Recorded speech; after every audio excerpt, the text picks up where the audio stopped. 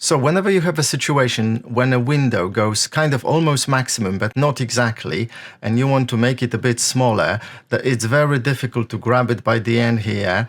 So what you need to do, you need to grab it by the other corner. So let me show you how it's done. Let's say this is almost at the it's filled the whole screen. So you just, go to the end, and then you'll be able to grab it and make it smaller, and then you can move it around and give it the size you want. Because getting this corner, when it's at the very bottom, it's really difficult, and it might actually even sometimes be below the taskbar, and you can't even grab it. And even if it's like very close to it, it's still difficult, and you might be able to actually move the taskbar rather than the application window. So yeah, that's the solution. Just go to this corner, and then it's much, much easier.